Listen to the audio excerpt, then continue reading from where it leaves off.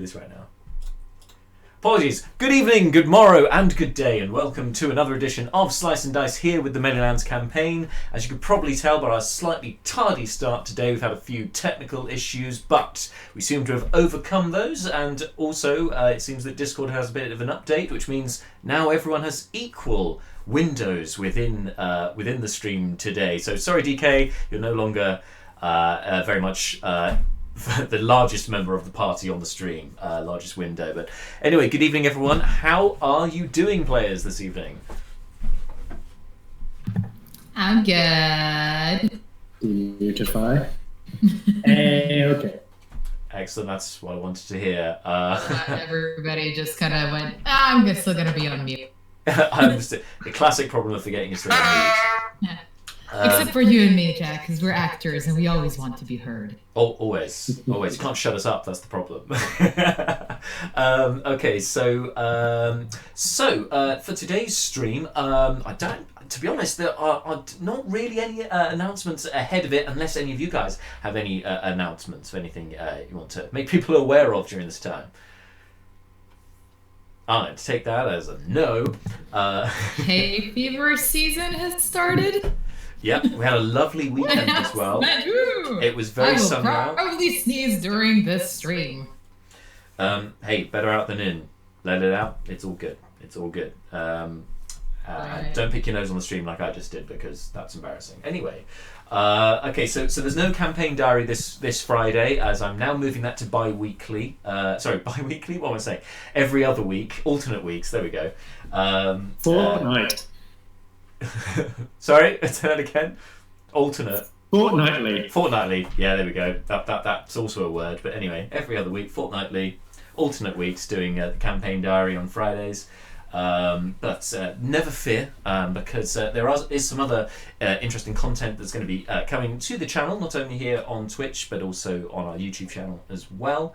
Our quiz night should be back on Twitch, not this week, but very soon. I'll keep you updated on that.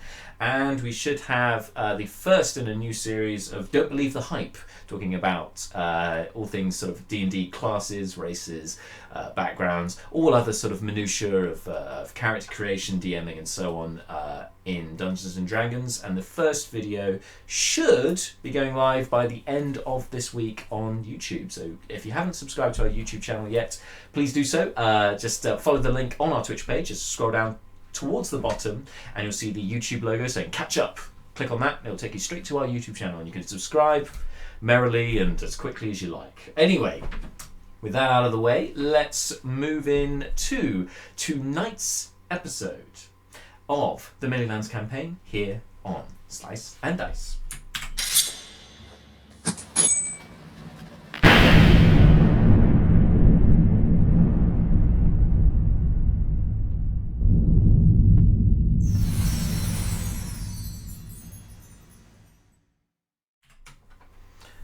And we are back. So guys, last time you were having... for most of the party at least, you were on your way travelling back from Rackfell Manor with the full intention of, two things really. Firstly, looking after your lycanthropic charges, those you managed to save from the bull, but and apprehended after they had contracted lycanthropy, or with werewolf lycanthropy. So far you've managed to keep them all intact and alive, and now it's just a case of monitoring them as you continue on your travels. And as was revealed last time, it's not just the full moon when a lycanthropic individual can turn. It can happen any night, and so it means you have to be constantly vigilant of what they're doing going forward. Similarly, you are needing to keep a vigil out, and have been for a while actually, for your missing comrade Naeris, who went missing some time ago, replaced with a doppelganger, and seems to be the only one at this time that knows her whereabouts. You have been offered a bargain with the doppelganger before that they will show you the way to where she's being held, on the proviso that you don't slay the doppelganger. It's really looking after its own neck at that point. But since then, you've been called into question as to how reliable this doppelganger could be. Yes, they were telling the truth at that time, for they were under the Zone of Truth spell, but how accurate and how reliable will they be in the rest of your of this trek to find Naeris? Speaking of Naeris, we've been joining up with her to find out where she's been all this time, and she's been held by the Red Mages in an undisclosed location at this time. It appears to be an old dwarven settlement, a fort, or some other underground subterranean settlement at this time, but no clues yet as to where.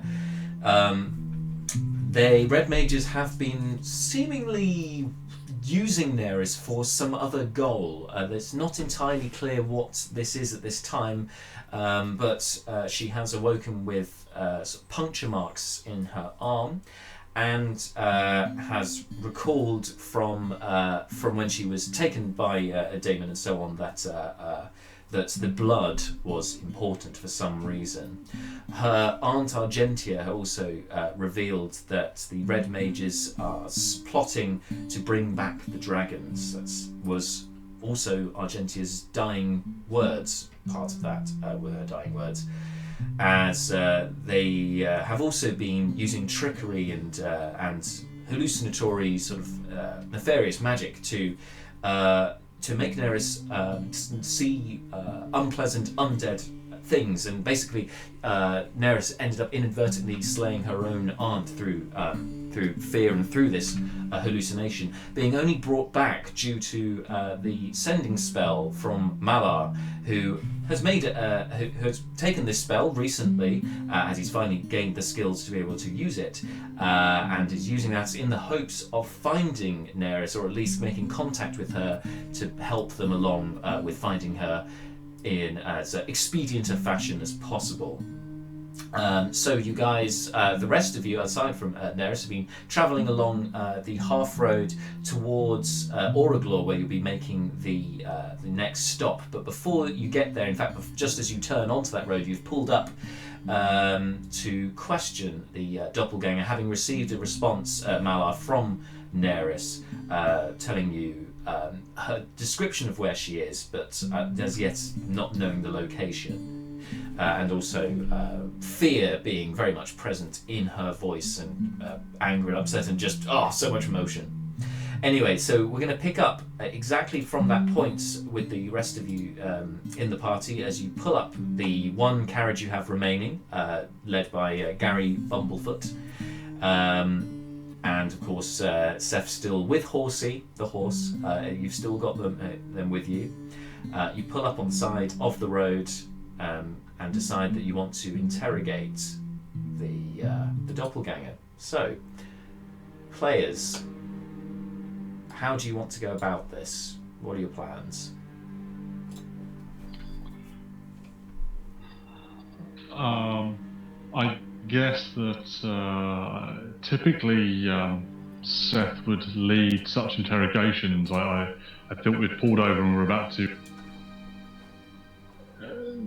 quiz said doppelganger on her potential location. We've just lost Seth. He's coming back. No worries. Yeah. But with that in mind, I guess Malar is taking the chest off the back of the car or whatever we've earned, is probably looking to ready a Zone of Truth spell. Okay. James, are you back? Yes, I'm back. We were just about to interrogate, or you were just about to interrogate doppelganger. Yes, we've just taken her off on the road so that we could find out where we're going. Yes. How far outside of Hero's Landing are we? So you've been going for a few hours before you decide to pull over. So you're quite a few miles outside of King's Landing. Hero's Landing now. We want to use the bathroom. We should have gone before we left. Sorry, I just saw Pizza Marshall coming back. Focus, James. Focus. Focus, ignore that, focus. Damn you, Marshall. Okay. That's interesting. So I think we were saying, should we take the chains off her? Take the chains off the chest. Okay. You take the chains off, no problem at all. Mr. Seth, is that really a smart move? Well, we need to ask her a direction. And I don't know how good she'd be with directions from our box. Oh, you're taking the chains off the box, gotcha. Yeah. So, I'm gonna draw my dagger and start to open the box. Okay. You open the box. Yep.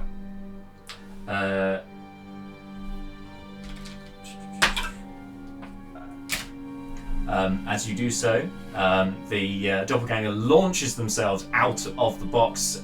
You see just in this second that they are not in their true form. They have taken the form of Malar actually at this time, but only a sort of 5.5 foot version of Malar, and just launch themselves out of the box at Mini you. Malar.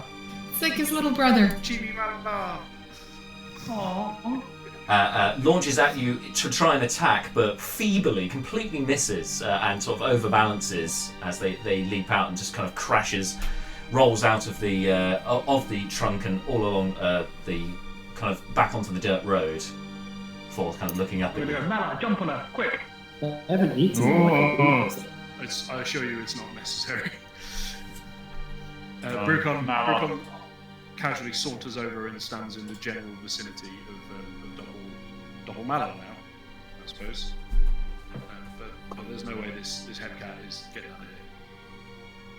And it looks at you, and then at the rest of the party. Oh, I was not meaning to escape from here. I was just caught unawares that I was going to be taken out of this here box. How can I be of a service to you? May the eight go with you.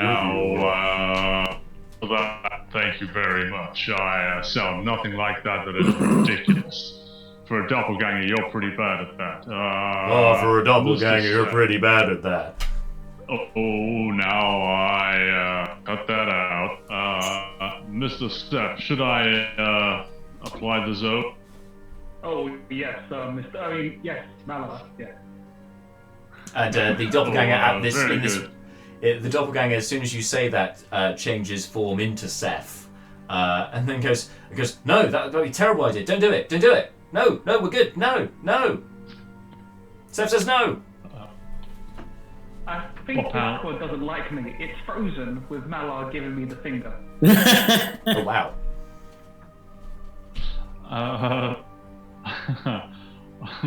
I'm not really sure how to follow that from James, but I will. I will throw. It's literally just frozen. I will throw out a zone of truth. Then I need a charisma saving. That is DC 15, I believe. Oh, okay. Can I make Passes this first time. Rolled an 18 on the dice. I would say there is an interesting rules point about Zoe, which is that you have to make the check every 6 seconds until you and then it's fixed. Nope, I remember you pointed this out last Oh, yeah. time. I've kept it. I've logged it because it makes the spell that much more useful. Go. So yeah, it's past this first one. Oh, Mr. Seth, just hold on there. Make another check. Are you going to wait 6 seconds? All right. It's not currently being held, so it's just going to try and move out of the space. I thought Malar. Brucon drops a hand on its shoulder and says, "No, I don't think so." Okay, so can you make a grapple check, please?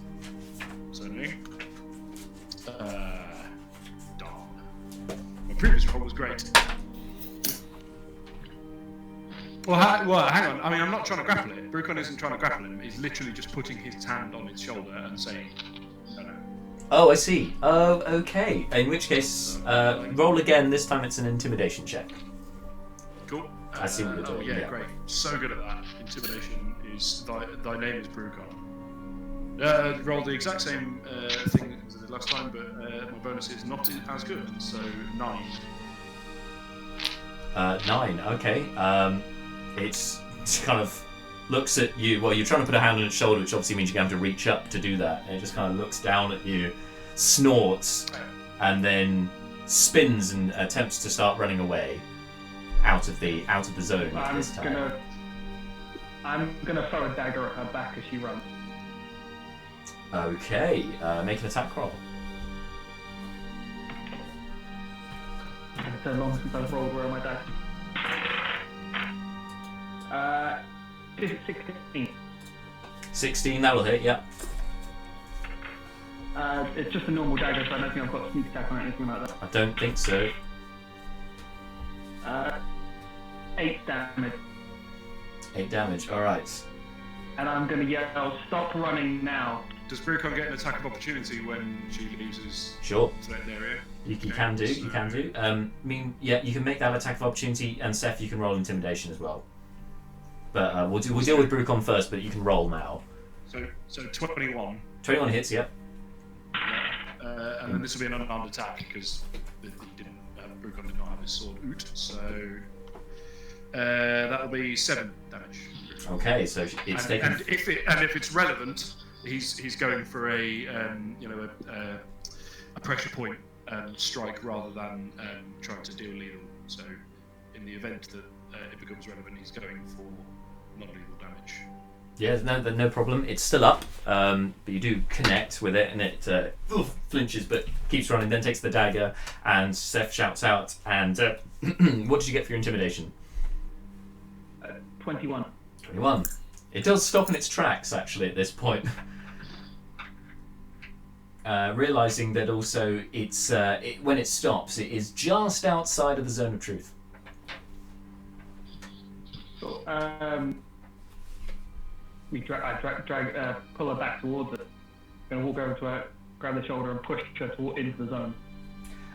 It takes a couple of minutes to kind of herd them because they keep trying to avoid being grabbed and sort of start pivoting around the circle. But you eventually do lead them forcibly back in. If she's trying to scare them, we say to us that we had a deal. You tell us where to go to find Naeris, and we let you go. Any more unscathed than you currently are. Oh. I'm just going to take my dagger back out of her back. Okay. And then, as you pull the dagger out, it changes form again. This time, to the one and only Naeris. And says, "What are you talking about? I'm right here." Malar, at this point, will come over and just, if this thing is sort of sat on the floor, even if it's not actually, just both hands on the shoulders and just holds in position. All right. So it needs to make the charisma save again. It fails this time. So now it is under the effect. Still in Naeris form. When Malar got him to say to us that we're a couple hours out of Hero's Landing, which way do we need to go to find Naeris? Do you have a map? I actually do. So I'll pull out a map. Okay, looks at the map. Obviously, I'm not gonna just mark it on the map because if I do that, then you've got no reason to keep me alive. So I'm gonna instead just tell you the direction, and then you can pull me out another time, and I can send you a little bit further. I'm gonna say we're currently standing in a zone of truth. We're telling you the truth when we say if you tell us where she is, we won't kill you. As long as everyone else says that they're not going to kill me if I tell them where we're going, right here under the zone of truth, which I'm guessing you've all agreed to be under the influence of, then yeah, I'll cooperate. The Brucon rolled a 20 on his saving throw against the zone of truth. Only the caster knows if people fail or not. But that's okay. None of this needs to be something that we establish with the doppelganger. To be fair, Rukon is unlikely to lie about this anyway. He says, I promise not to kill you unless you give me a reason to reconsider that position. Bear in mind that you are affiliated with the group who abducted one of our group. I mean, giving you all the information that I have is probably a reason to get rid of me, because then you got no more use for me, right? I don't kill people. I kill people because they present a threat to important people. Oh, well then you guys are really screwed when you face the red mages. Oh, What can Damon Sorry, James, go ahead. Name drop. I said, what can Damon do then? Name drop. Yeah. I don't. Oh yeah, did you guys get the name Damon last time? Yes, through Naeris. Martin. Naeris. Naeris is Naeris yeah. very Thought so. specifically Okay. mentioned Damon. It looks surprised. This Oh, yeah. Well, Excellent. yeah. Damon can do things, and he's just one of many the kind of high-ranking individuals in the order. So. When you return to him, what were you going to say to him? Were you going to tell him that you killed us or taken us off the trail of Naeris? Or what were you going to do when you returned? I was meant to lead you as far away from where she was as I could. And seeing as you guys were going to Rackville Manor anyway, I just had to kind of give you a little push in the right direction. Would they have cared if you brought us back as prisoners? That wasn't what I was ordered to do, so yeah, that would be a little bit suspicious. Shit. Is Plus there any there's- way that we could get in? I can lead you to the main entrance. Getting further than that, that's up to you. Believe me, if I go back in there, or even show my face after you guys have been in there, or even find a red mage after you've been in there, they're going to want to kill me just as much as they're going to want to kill you. I'm going to turn to the Oberon and I'm going to ask him, like, can you change into her like you did with the kobold? Oh, sure. We've seen the doppelganger in doppelganger form, right? Yep. Yeah, I do that. That's cute, but of course, it's gonna be a little bit suspicious when you don't change from that form. I have a tendency to change quite a lot.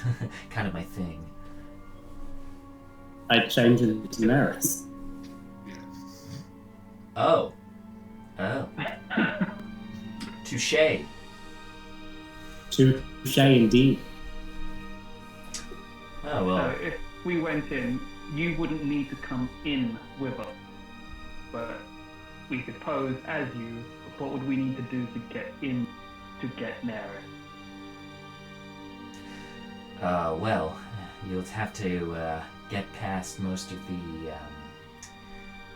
There's a few traps there that you'd have to get past, and there's of course the cavern that you'd have to get over. I guess it's I call it the gap, the smoky gap. You'd have to get over that. There are ways of doing that, but you have to figure that out, don't you? I'm gonna look at the map like this and just go, where the fuck are you sending us?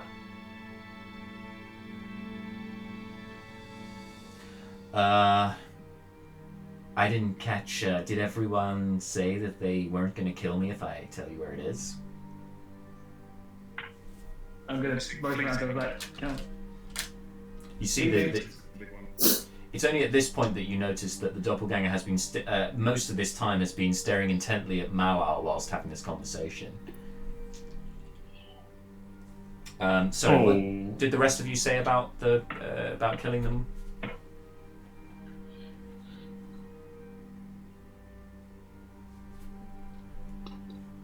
Seth, I don't remember if you did. Yeah, I said that at the start, and I got a natural 1 on my saving throw, so I'm unfortunately telling the truth. Let's see if I can save it. It'll be fine. I mean, I can save it if I want to. I mean, I should probably keep it up just so that I can keep doing the impersonation of the doppelganger. Otherwise, it's lying if I'm not doing an impersonation. I don't know. Let's not get into the matter. Yeah. Yeah. Malar sort of pipes up with, you have nothing to fear from me unless you cross our paths any further. I am content to let you go free after we have located Ms. Naeris. Did you fail the check or did you succeed on it? I failed my own check. Fleeting, did you succeed or fail? I failed. Okay. Alright, so two of you, so Brucon and Leo currently don't, succeeded, so they don't need to, unless they choose to fail. Okay, so it's then still looking at you and goes, okay, holy man, can you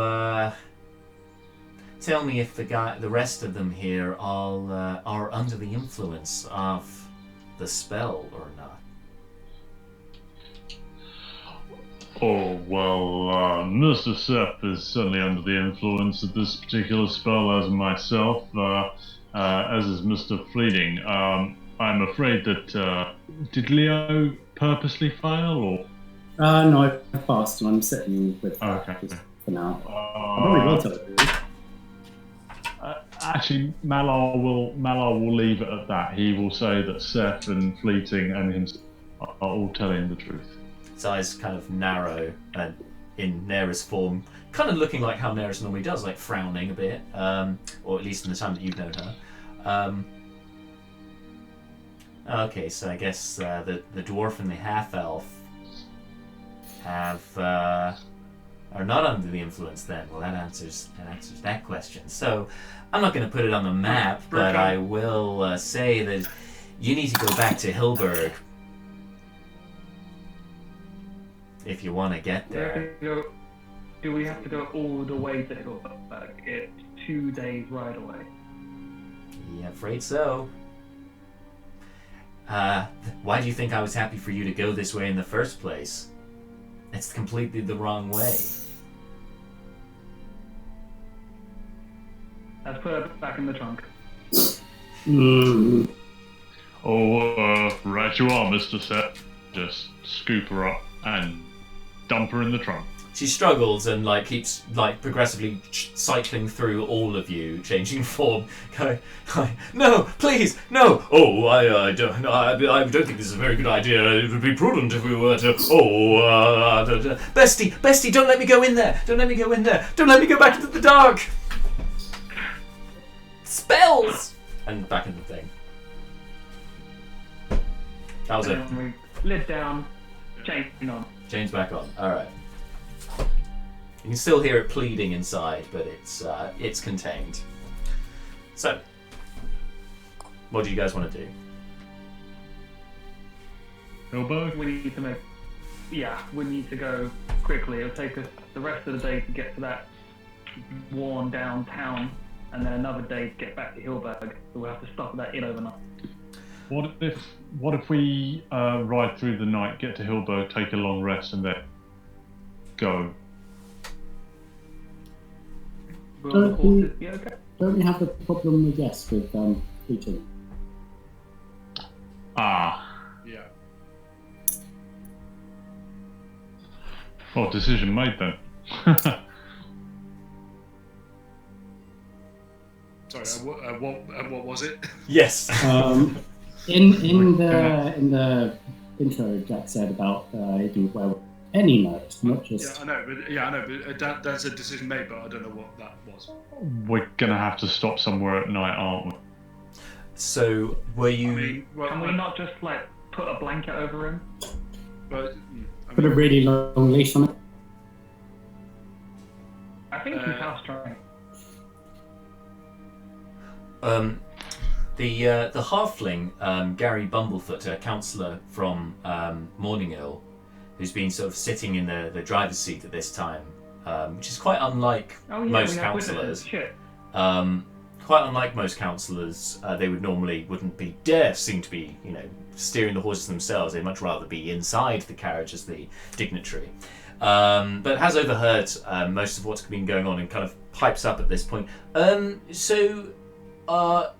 If I'm right in thinking, you guys need to get to Hilberg as quickly as possible. But of course, there's the problem with our furry companions. Perhaps if you need to get there with all due haste, then the best thing to do is probably to ride through the night, and we can, or even camp overnight. We can work the horses. We can try and go as fast as we can, rather than stopping in the town. Because Oraglor, although it's not a reputable village, still there's a lot more life there, and I wouldn't want to put the another village at risk of werewolf attack. So probably best that we're out on the road, camped out somewhere, than being in a vast populace, if you catch my drift. Is there Are we still under zone of truth? No, he's not under. He's outside of it. No, are we still under it? Oh yeah. Did you move out Unless of you the move. 15 foot? Yeah. Is there a place of worship in, was it Oraglor? I don't rightly know, to be honest. I mean, there used to be, but it's well, there's been quite a few riots over the last probably last century, especially the last couple of years. What with most of the mines closing, it was mostly a mining village, you see. And then since the war with Richir, most of those mines have been closed and people being redistributed to the border, across the Ratgurt Mountains. I mean, when we were there, we did accidentally start a riot, so I can't imagine if there is a place of worship. It's probably not a good one. They didn't care when we started a riot a whole day later. I forget, what did we do at Oraglor? I've completely forgot. Oh wait, this was with the bandits pub. outside. We beat up the pub keeper, took him hostage, took 2 more hostages, threw coins out in the pub, and made everyone go crazy for money. Do we chop off somebody's hand? We're here. Yep. Yeah. We're here. Alan. Oh, and someone got devoured by rats.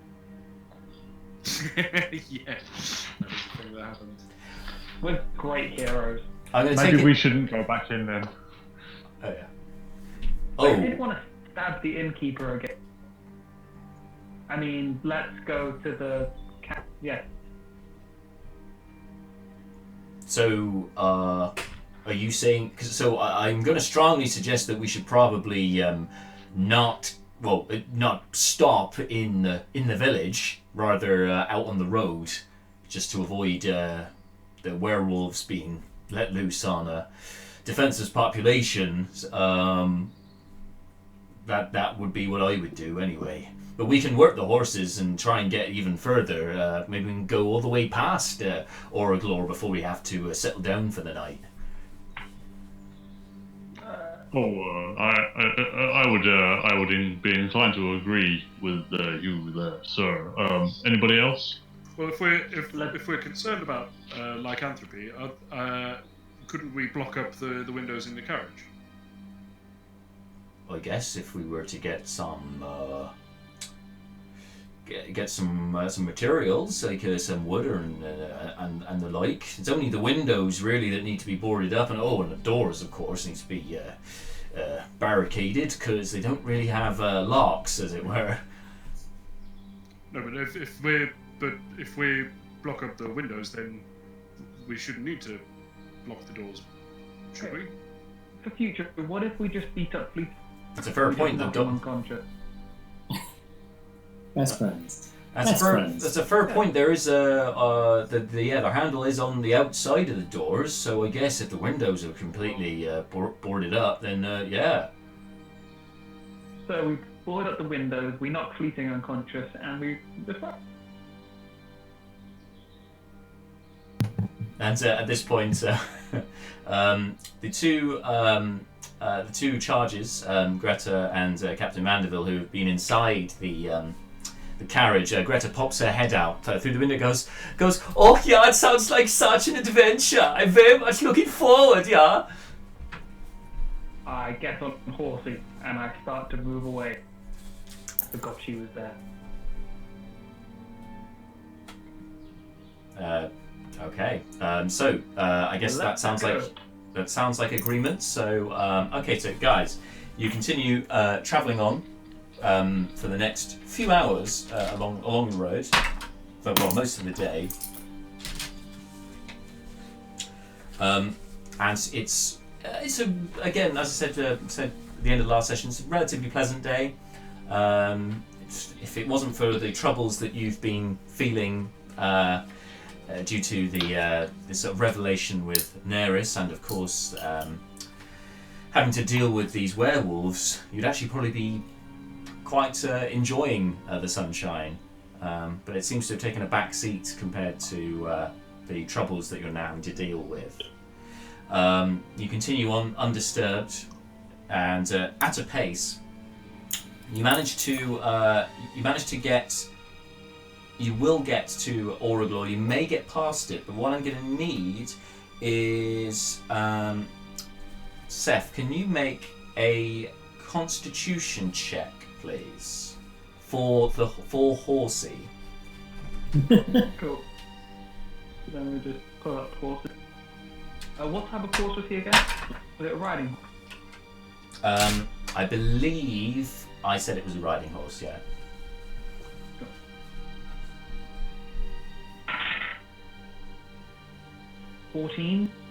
14? Yep, it's enough. So with the carriage as well, you guys push on through, really encouraging the horses. You get through Oraglor, no problem at all, and you recognise the tavern there seems to be busy as you ride straight past it. It seems that there's a not in a riotous way like last time you were there. It seems to be quite full of townsfolk and seems to be doing good business. You also do see, as you did last time you were here, you do see the vagrants, and you see plenty of destitution again as you come through here. It's not a wealthy place at all. It's been hit pretty hard. Several of the beggars and so on start reaching out their hands towards the carriage as you guys go past,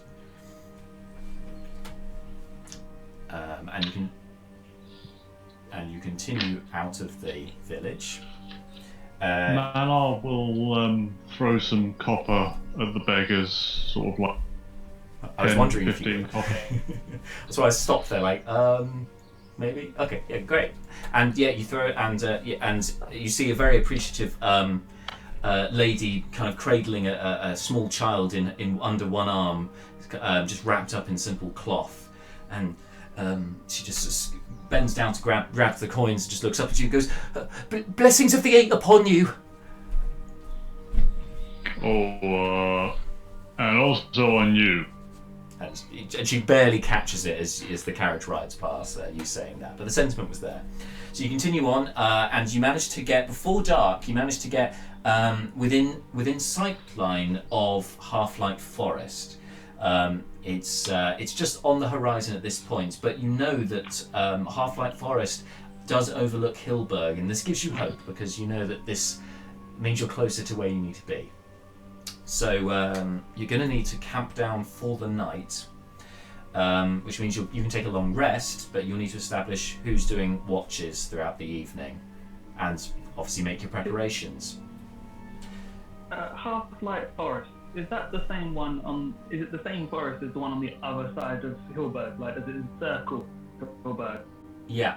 So, Half-Light Forest is the one that you've kind of gone around a few times, because Half-Reich is on the opposite side of it to Hillberg, and then you've kind of had Flaming Jacks between, and you've kind of skirted around the edges.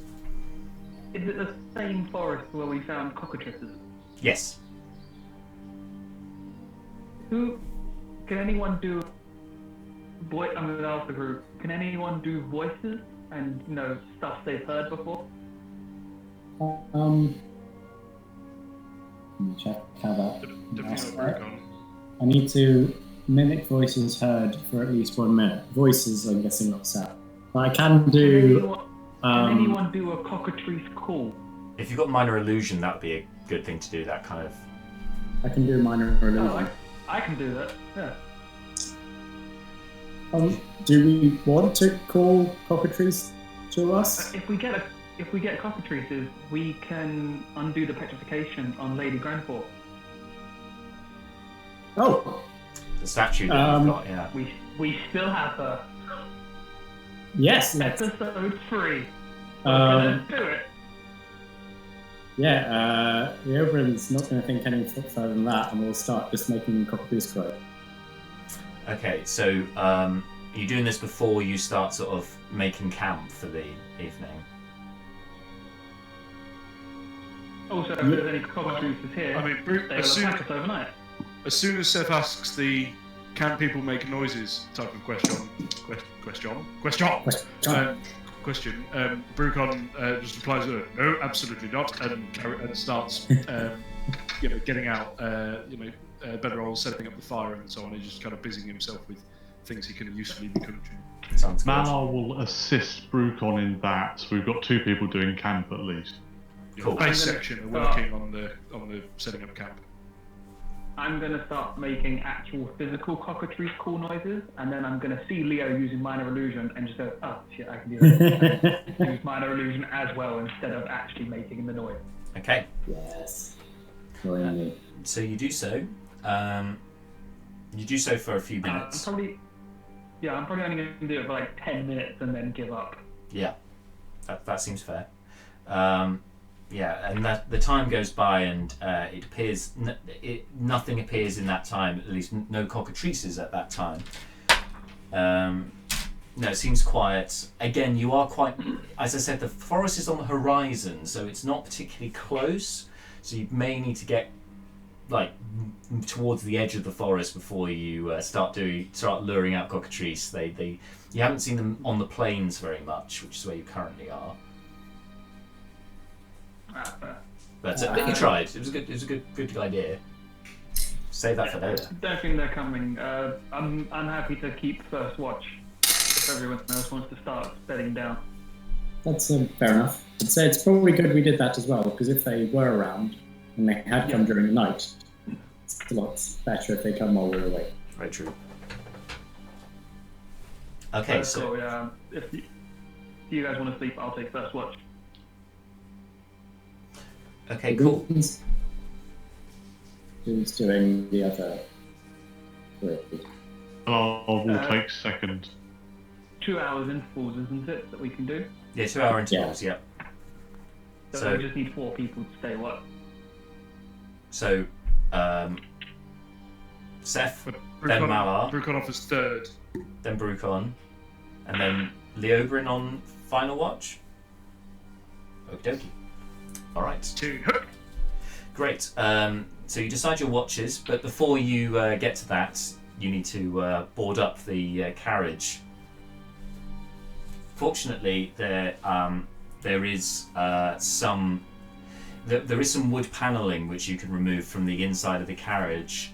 It will make it a bit threadbare, but desperate times, you can certainly use that, unless you had anything else that you could board up windows with. No? No, I don't think we do. Okay. Does anyone have any tool proficiencies, like carpentry or anything that they think might be applicable to doing this?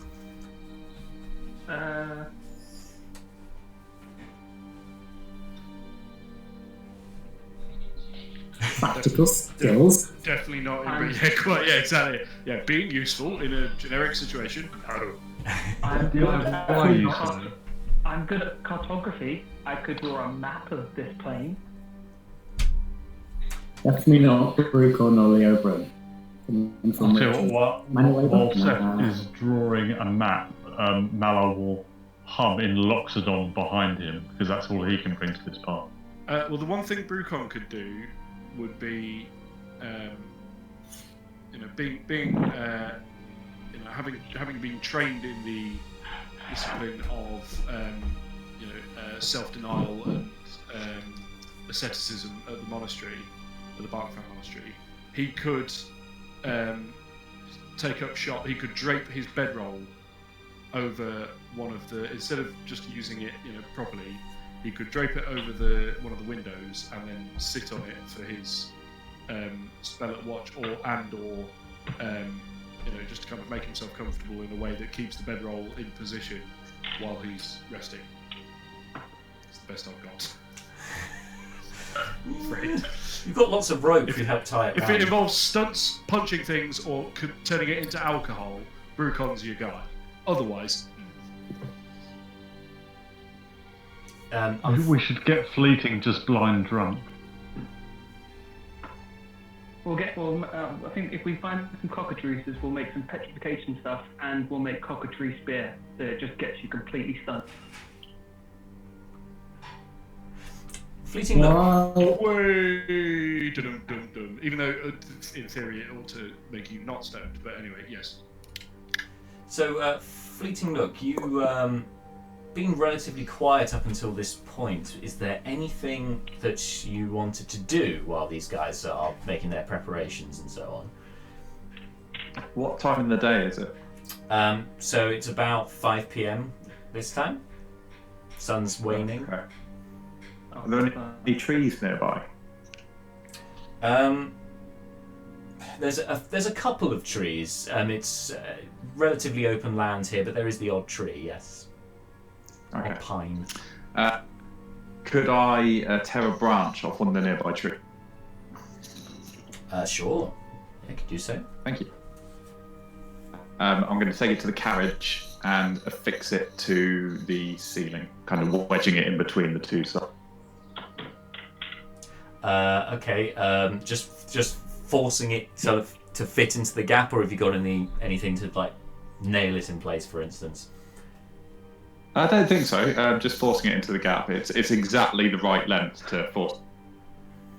It is slightly too long, but if you force it, you can probably it will probably bend into place. So can you make an athletics check for me, please?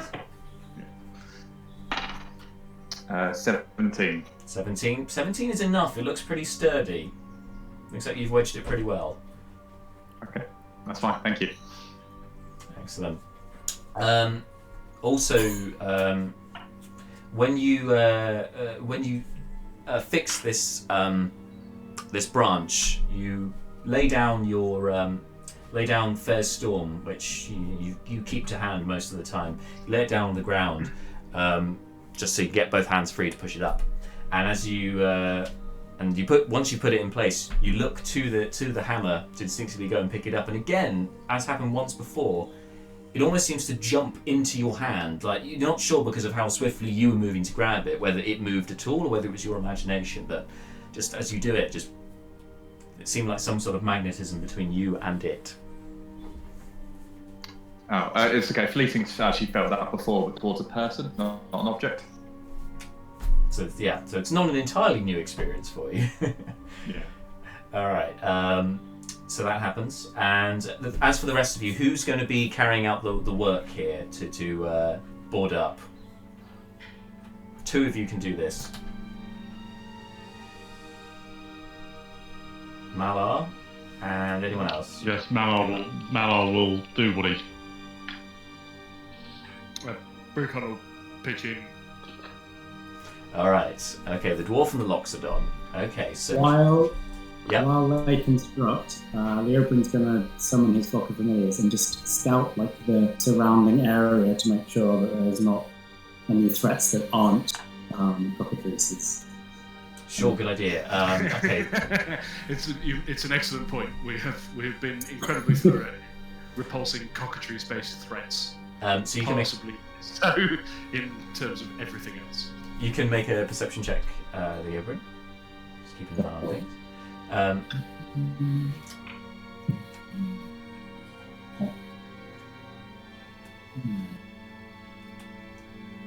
as for Brucon and for Malar, can you both make? Okay, so for this, you're not going to get the proficiency. You haven't got the tool proficiency. I think first of all, before you carry out the repairs, can you make just a general intelligence check, please? Raggy. All right.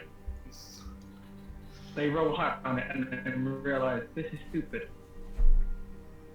Okay, this is all entirely down to Gamble the Luck Guard. 8. And Mal, what did you get? A lab coat and goggles. 3. 3. Okay. Okay, so this isn't your normal area of expertise, but how hard could it be? I mean, just board up the windows. Like that seems pretty straightforward. Okay, so now can you both make?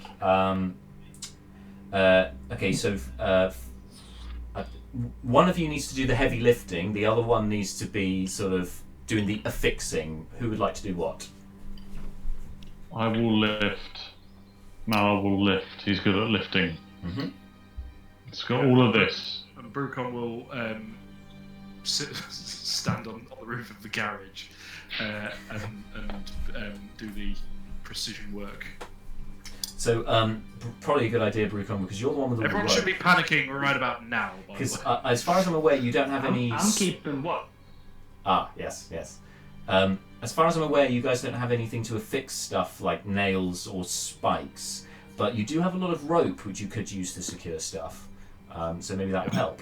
Malar, you need to make you make a strength check with advantage because you've got your heavy lifting capacity as a Loxodon. Brucon, this will be just a general dexterity check. Was that a strength check for Malar or athletic? Strength for this one, please, but you get advantage. And then generic dexterity for Brucon. Exactly. 19. 17. Looking pretty good, guys. Following your quite shaky plans. I mean, it's not even IKEA levels of pictograms. Your plan, but you do the best job that you can. Everything is secured fairly well. You think it's pretty secure. Kind of sit back and admire your work and think you've done a good job.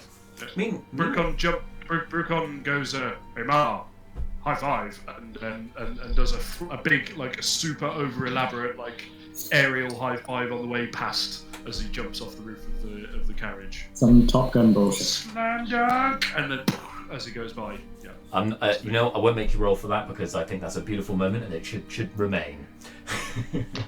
Just to confirm, yeah, we have tied wood to the carriage, assuming that will permit our lycanthropic colleagues to change.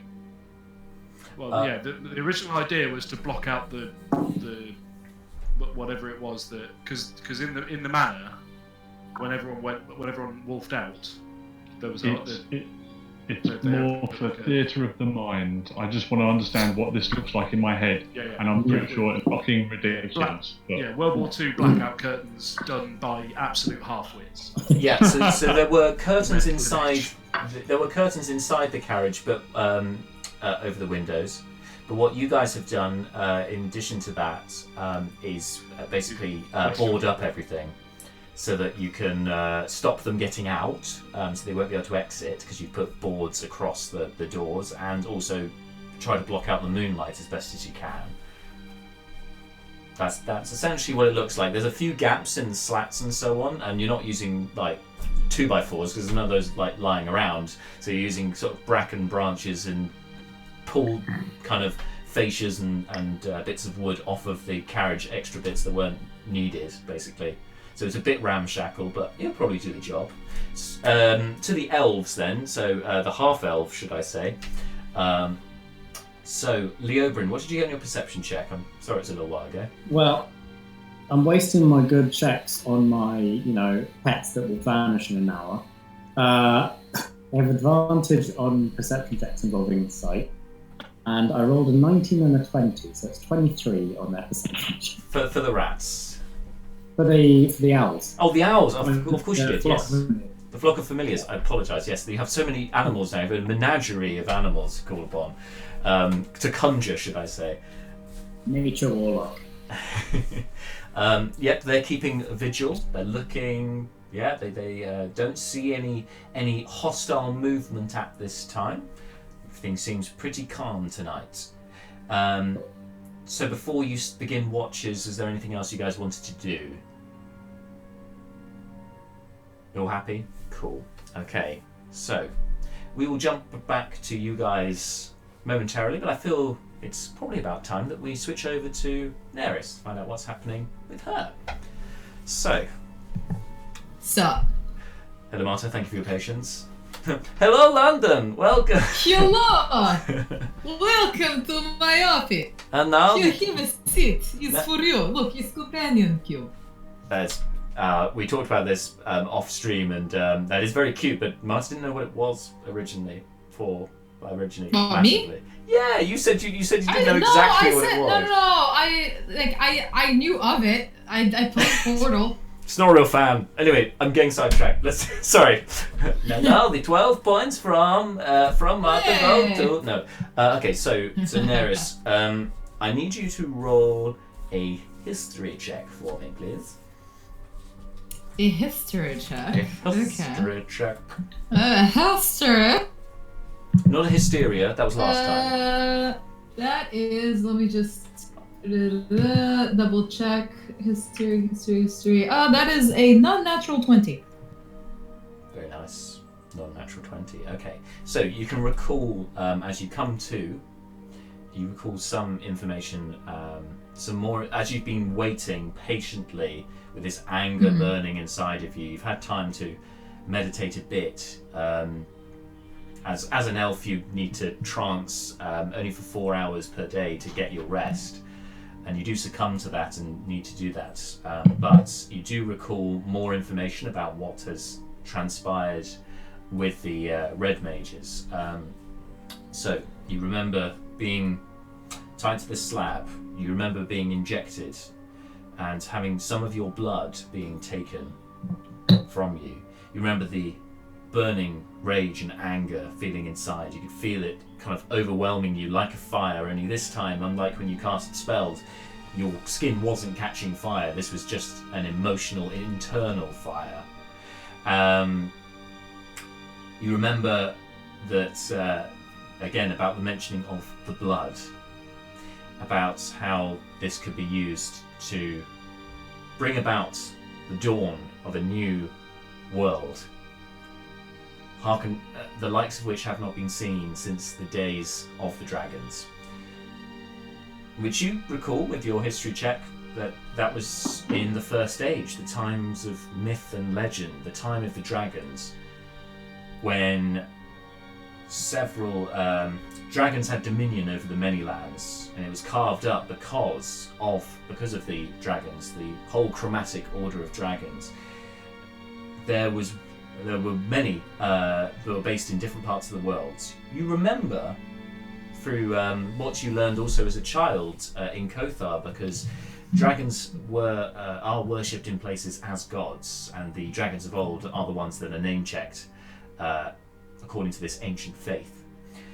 You remember that there is one in Burek that had dominion over Rachir, a bronze dragon. The name escapes you, but you remember the lightning that spew from it. You also remember that there was a green dragon from way off east in Athiski. This one again, you don't recall its actual name, but you remember that all of the dragons had nicknames that they were otherwise known as, and you kind of toss these over in your head to try and remember which one was which. And at the moment you can't seem to decipher what all of the dragons' names were, but what you do remember is you remember that the green dragon was the one that held dominion over Ithiski, poison being the kind of element and effect associated with this particular dragon. And you remember this one, although you don't remember by name, you remember that it was called Salacen.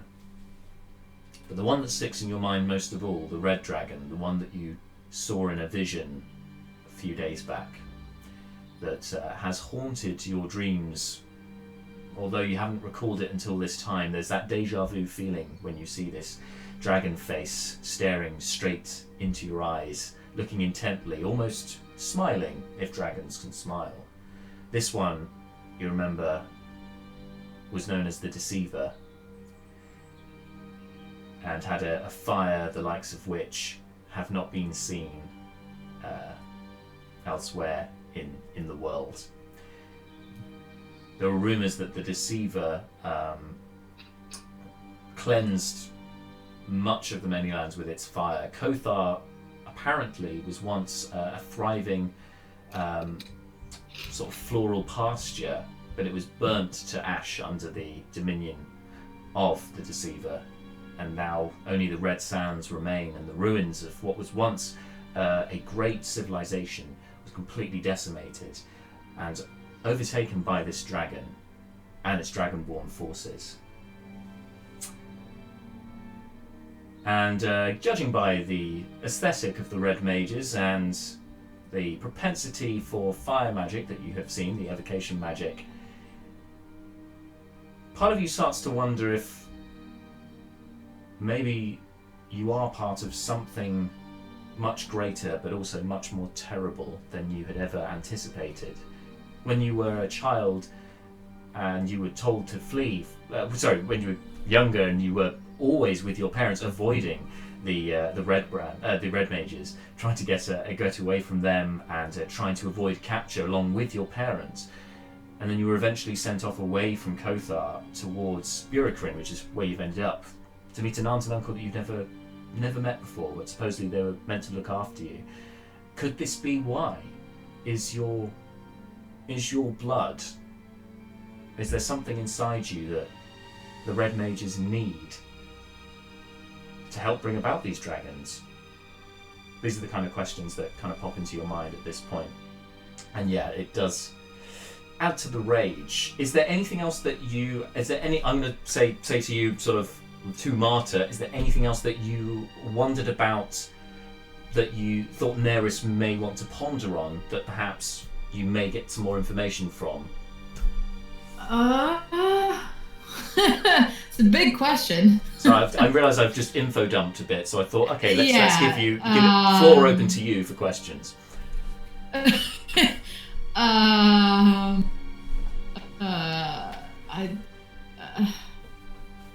What did I know of Damon before? Because clearly I've interacted with him multiple times, and he's approached me before, and in our earlier conversation, what would I have sort of absorbed from him in terms of my feeling around him, things he said to me, like that kind of. Okay, so could you make an insight check, please?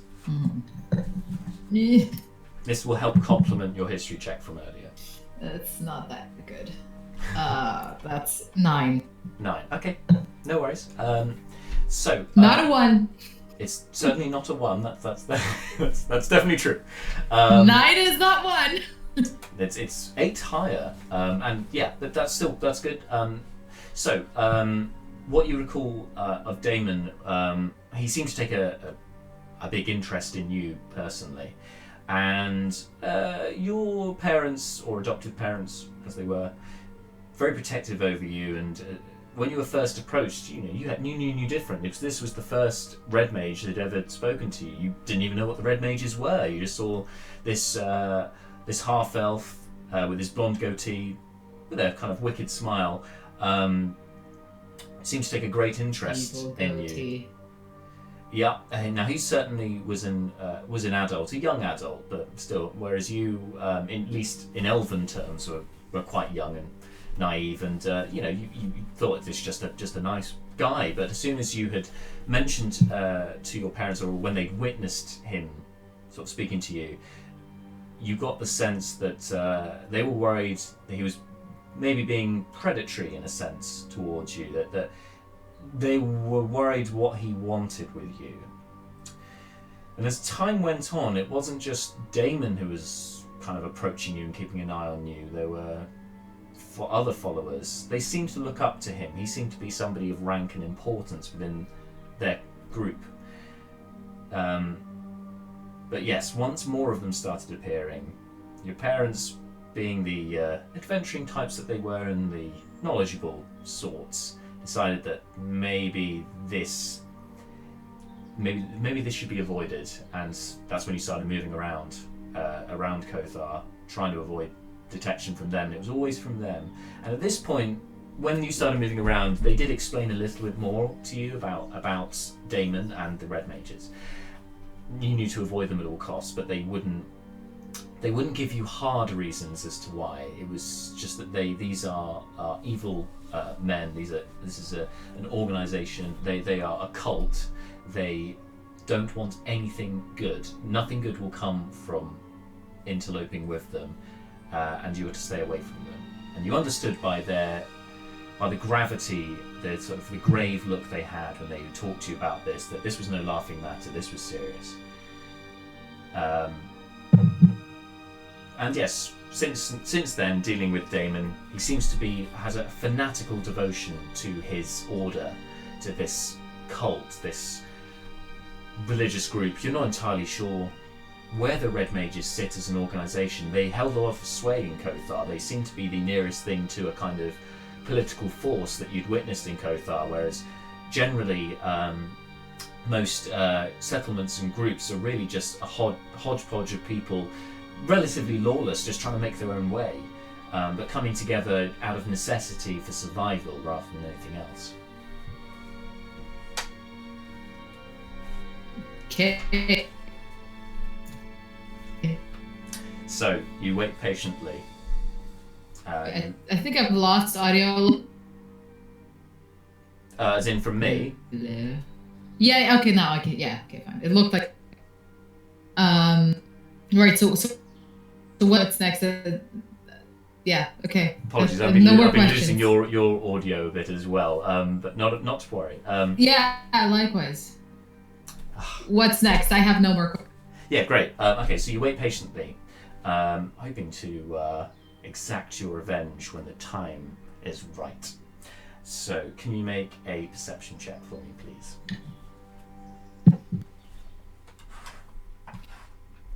Not the good. Perception is 8. 8. So you try to listen out to hear when guards or other mages may be approaching the cells to come get you for whatever they have planned next. Obviously, you are distracted, lost in your own thoughts, reflecting on everything that you've reawoken in your mind, the past experiences and so on, as you try to process everything.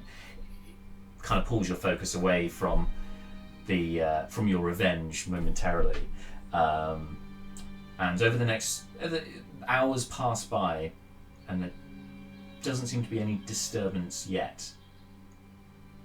Your aunt is still lying here lifeless in the room with you. Nobody's come to collect her yet.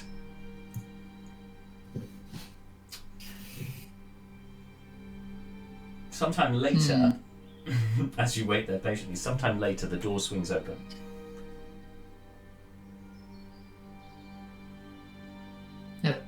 Hello? Hello?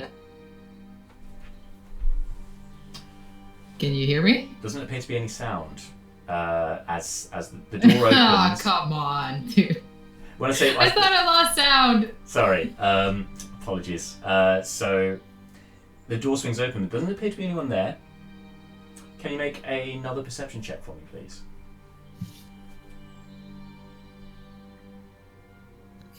Can't grab my die.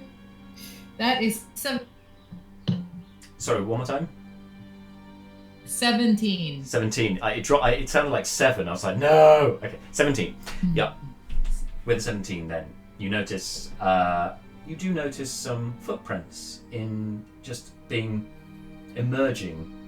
in the dusty floor of this room, approaching where your aunt's body lies. Not far away from you. Maybe 10 feet away from you. I'm going to have one look in that direction, just like that. That gives some sun, and then cast Firebolt All right, make an attack roll. at it.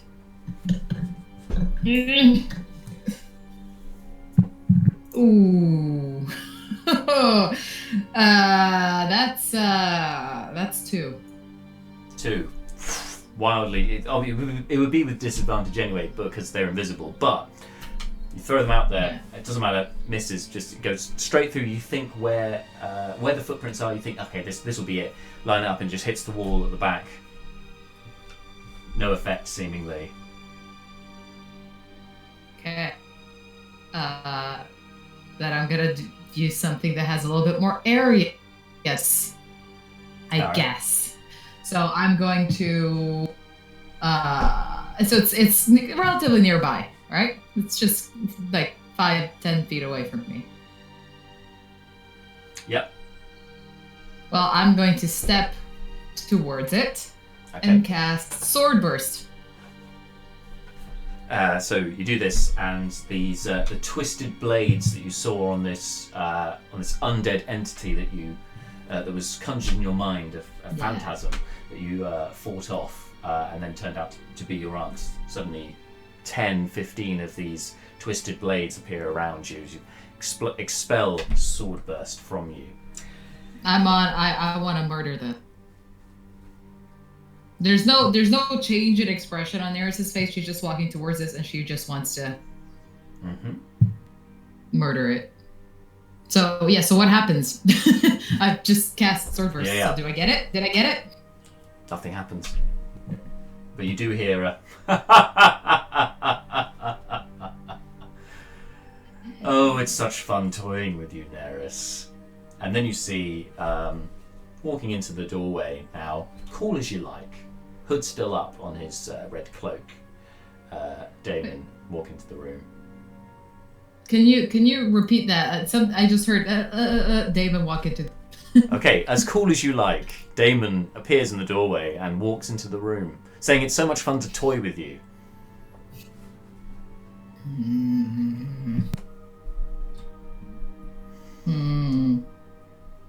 I see you made short work of your adversary. She'd outlive her usefulness anyway. She's not why we're here. You are. She just stares him down. What are you trying to do here? I was going to dispose of this, if that's what you're asking. You touch her. It's the last thing you ever try to do. I don't think so. But I commend your spirit nonetheless. Did you not get an intimidation check at all? Yeah, do you know what? That's fair. You can make an intimidation check, sure. Okay. But that didn't help me. That's 9. 9. He does laugh off. Yeah. He seems sincere in the way that he's laughing off. Whereas if you'd succeeded, it might have seemed like he was maybe putting it on. Doesn't seem particularly fazed by you. He doesn't see you as a threat. Not after everything that's happened. He snaps his fingers, and an armoured gentleman, actually appears to be in plate armour, still with the red cowl that Damon wears, comes into the room. You can see there's a large weapon at his back, and a shield tucked on one arm. He approaches, moves past Damon, and goes to grab the Argentia. I am going to. What am I going to do? That's a very good question. I am going to cast. Burning Hand. Burning hands. At him. First level. Yeah, go for first level. I don't want to blow all my second level spell right away. That seems fair. Just gather the d6s. Okay. Right. Yeah. So he needs to roll. No? Yes. Hang on 1 second.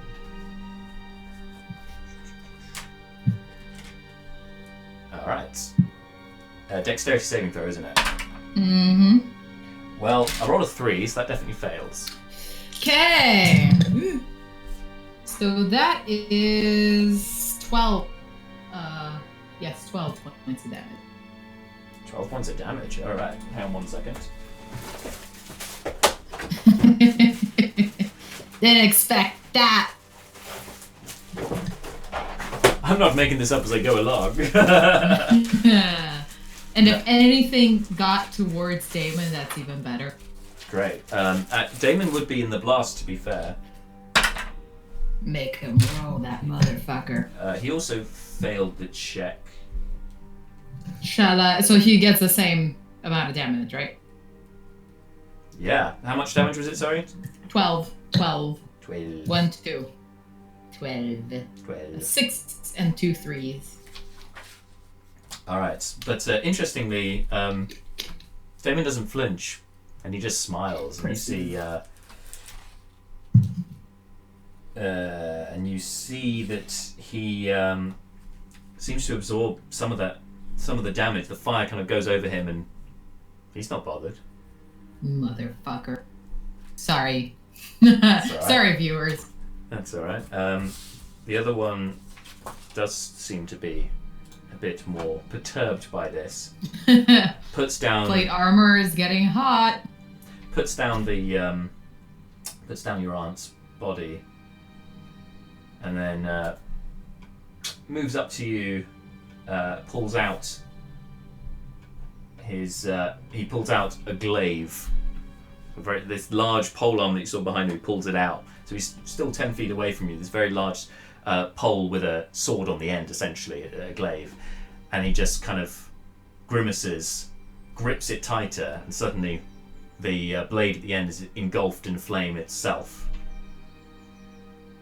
So just looks at I'm you. going to walk up to him, to face him. Also, I am now on fire, so that's probably going to hurt him a little bit more. 1d4. Once you get within 5 feet, you're 10 Yeah, feet. yeah. I walk here. Yep. I strap right up to face him, and so there's the flames engulfing, and this should be singeing whatever facial hair he has, unless he's that much taller than me. I don't know. So I'm gonna roll the d4. If that's okay. Or not? Yeah, do it, go for it. That is 2. 2. Again, And Damon's also in that area, and he doesn't seem affected by this. Yeah. But the other guy. can I put a hand? Can I put my hands on my aunt, on her body? After that? I would say at this point you're gonna need to roll initiative. Okay, because what I was gonna do is put my hand on her body and cast Burning Hands to burn her body so they can't take it. Sure, you can do that. So you can do that on your next turn. So we'll roll the initiative Okay. first, and then you can do that. Okay. Cool. Oof. 5. 5. Wow, we all rolled terribly there. It's Damon first though with 9, but the other guy is slower than you, so you go after Damon, okay? Okay.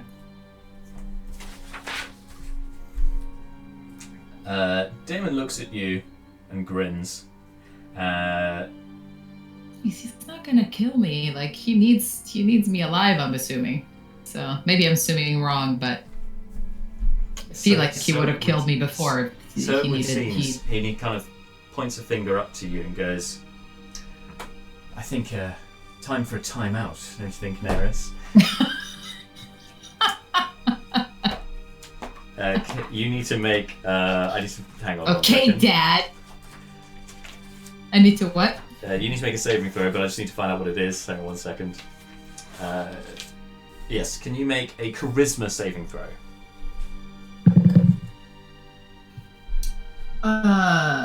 So for saving throws, do I add whatever I have the plus for charisma? For charisma saving throw, if you're proficient. Yeah. Okay.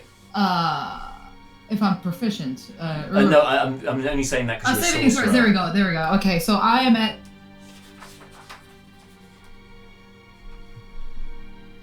What'd you get? Sorry.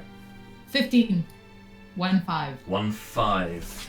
Oh, I got 50. 5-0. Good. Oh, does that succeed? Hang on 1 second. That just fails. With that. No! Sorry. With No! that, you are banished. You suddenly are enveloped in complete darkness. Despite your dark vision, you cannot see anything around you. It just seems to be complete blackness around you.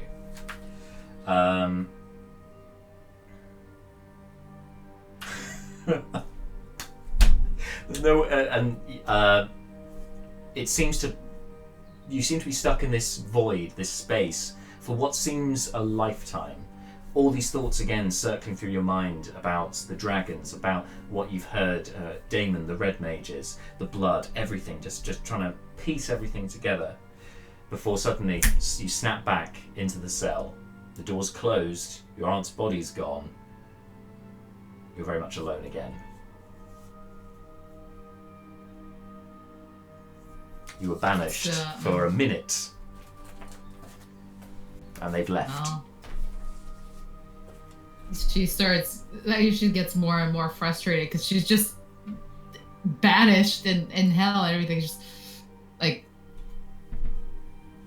basically starts pacing around the room and just kind of goes like looks at the door. Is the door still wooden, or is it the same kind of door? Yeah, it looks like it. Yeah. She figures however many cells are going to put me in, like, oh, he needs to keep me alive. Clearly, he could have killed me right there. So let's be as much of a pain in the ass as possible. All right. So, I don't have a gun as our scourge. So I'm going to walk up to the door and cast Burning Hands first level on it to set the door on fire. Sounds good. So destroy every door.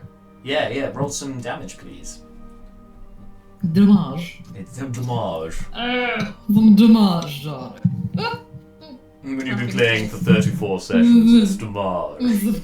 There's some damage. That will be 10. 10 points of damage. The wood burns away. And then from doing so, you then see that, you've burned away the wood sort of frontage. It's actually now, this one is a metal door. It's completely looks wrought iron. Well, then, has it been damaged at all? The metal hasn't, but the wood has been destroyed. Well, then I cast. Try doing first level Burning Hands again. Okay. Because on the focusing on the hinge, one of the hinges. Okay, good idea. Oh, 5. 5. It holds. Doesn't seem to have done much damage. You may have made it a bit. You may have burned away the oil, so it's going to be a bit squeakier next time it opens. But it's. Well, then I'm going to cast second level Burning Hand on it again. Okay. I'm not going anywhere. For the sake of brevity, I would say that you continue using your magic, trying to burn through this door, but it's just not budging. You seem to kind of erode bits and pieces. Even the hinges just doesn't go. Even the hinges, they don't. You do melt away some of like I said, the oil and so forth, but the metal itself doesn't seem to corrode or melt. It seems to maintain form. Doesn't seem to be being affected by your magic for some reason. Yeah.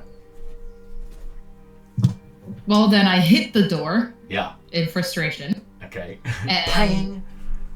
And then I walk back and sit down in the middle of the room and go back to meditate. There's nothing else I can do. No. There's you can see now with the wood removed that this door has a key lock, and you look at it and it's like, well, if I could use thieves' tools, I'd be able to get it out. If I could pick locks, I know someone who can, but it's not me. It's very frustrating. Yeah. Okay. But unless there's anything else exploratory you wanted to do at this time. we'll have to leave you there, trapped and frustrated. Nothing to do. So I'm so sorry. It's okay. It's just saying, like, let's not linger around this. No, they literally want to keep you there. So so you are stuck there for now. I got that feeling. Yeah. All right. So we'll switch back then from Naeris then to the rest of the party. So you're undertaking your watches for the evening. The night goes through without incident. You all take your watches. No issues there. Could Malar have done something just before he sort of turns in for the night? Sure. Since it's going to be refreshed, he's going to burn his second and third level spell slot and send another message to Naeris. Great. Ms. Naeris, be strong. We are on our way. Couple of days away, but we have our own problems. May the edge be with you. Nice thinking. Lovely job, thank you. Is that something I can respond to? Yeah. Indeed you can. Okay. And as you're feeling frustrated, pent-up rage from trying to break through this door, you hear this. Tell them, so I was gonna, hurry, or I'm going to kill them all. If you want to save these people, you better get here right now. You still have 17 words, like, anything else you want to say? They're not trapped in there with them, they're trapped in there with you. Yeah, that's the vibe I'm getting. So. Well, that's her general feeling right now, because she will literally burn them all, and she knows Valor will largely disapprove, but right now she's like, if you don't get here fast enough, I will murder them, like every single one. Okay. Not that she's capable. Not that she's capable of it, but that's it in her mind. That's her intention. That's a future problem. Yeah. We have no problem with that. Let's send another one. Tell her that's fine. I'm all out. So you guys go through your watches. Does Malar have a react? Yeah, Malar. I don't. That's it. I don't get a response. Other than, like, people in the camp will see Malar sort of, ooh. Yeah, that's what I was after. Sorry. Morning now? Yep, so in the morning. You guys wake up just before dawn because you want to kind of get a move on here and get moving as quickly as possible. Yes. All right, and you make haste with the horses, and you're dropped off safe and sound at Hilberg by about 11 a.m. So not too late in the day. By Gary Bumblefoot, and he drops off your two charges, Greta and Captain Mandeville all come off the carriage with you, and bids you adieu, and goes, well, if you end up in your travels coming to Morning Hill, come by the council chambers. I will make sure you're given a fine stay. Coming to where? Morning Hill. Morning Hill. Yes. You went to Halfrage, which is a village outside of Morning Hill, a while back. Yeah. Oh, that's so far away. Yeah, and he kind of salutes and goes, may the eight bring you speed and good fortune in your search, and then heads off on his way. You're now outside the gates of Hilberg, ready to make your next move. And I think actually for today, this is a good spot to leave it. So we will pick things up from here next week with you guys at Hilberg to see where you get to next. There's a lot of exploratory stuff at the moment, less combat stuff, but it's all in good causes. Except my riveting fights with a door. Apart from your fight with the door. Well, in fairness, if that banishing thing hadn't worked, you would have had an interesting fight. You'll pay for the entire seat, but you'll only need the edge. Naeris versus the door. Unfortunately, yes. What's that? The door. But yes, hopefully, I think there's been some interesting developments there for you guys. So yeah, we'll be picking this up from here next week, same time. That's Monday at 6 p.m, where hopefully we'll be having no technical difficulties before starting. May the stream gods allow it. As I said, no campaign diary on Friday. That'll be back next week. So the next stream on here will be, of course, on Monday for the continuation of the adventure. Let's hope the guys find Naeris, because god damn it, you guys need to be reunited. Yeah. Come on. Come on. We are Western East Germany. We must bring down the wall. Yes, indeed. Bring down that wall. Literally.